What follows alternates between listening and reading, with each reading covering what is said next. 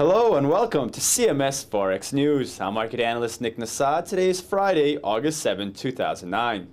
We begin in the U.S., where the non-farm payroll report came in better than expected, with the economy shedding 247,000 jobs in July and the unemployment rate inching down to 9.4%. Both figures beat forecasts. The news could be the turning point in the U.S. labor market, which would be a very important factor in getting the U.S. economy back into recovery. Where recently good U.S. data has usually increased risk appetite, thereby weakening the greenback, today's price action showed the opposite effect. Traders bet on the strength of the dollar, as the implication is that the U.S. Fed may, if given further positive evidence, move to signal their intention to raise rates. The euro-dollar pair, which had retraced 23.6% of its rise from 1.40 to 1.4450, fell to the 61.8% Fibonacci level by New York afternoon trading. That amounted to a 190 pip decline from where the pair was prior to the non-farm release. There was still risk appetite following the non-farm release, with the clearest expression of it in yen crosses.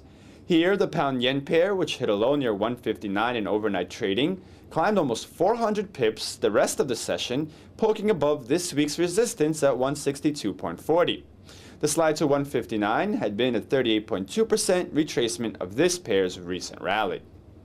The dollar-yen pair broke out of its sideways channel, rising from support near the 95 level to a high of 97.75. Stocks in the U.S. reacted positively to the surprising jobs report, with the Dow up 150 points by 3 p.m. Eastern, and the Nasdaq and S&P both up around 1.7%. The higher stocks helped to extend the greenback's gains, though the initial surge that broke above the 96 resistance level materialized earlier than the U.S. stock open. The euro-pound pair, after climbing in yesterday's trading on account of the Bank of England's expansion of their quantitative easing plan, fell back down today as the risk appetite helped push up London and European stocks. The pound, which had been gaining against the euro throughout late July, fell back to its level where it started the week around the 0.85 level.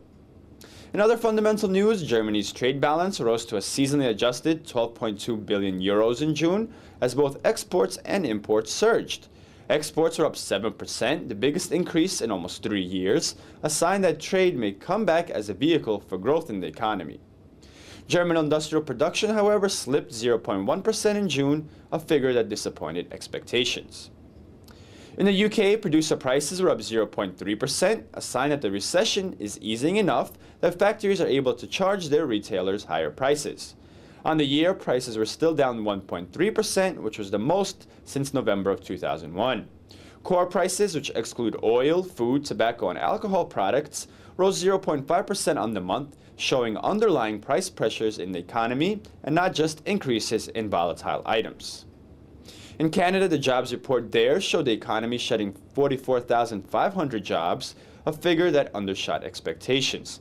Both full-time and part-time employment declined.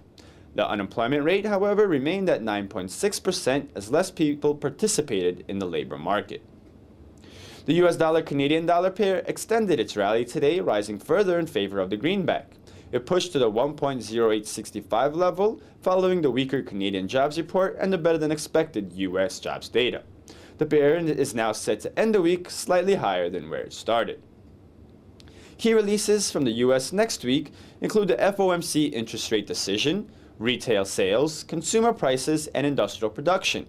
Other important releases include the UK claimant count and the Bank of England inflation report. And that wraps up our coverage of the Forex market for this week. Thank you for joining us here at CMSFX.com. And from all of us here at CMS Forex, we wish you a great weekend.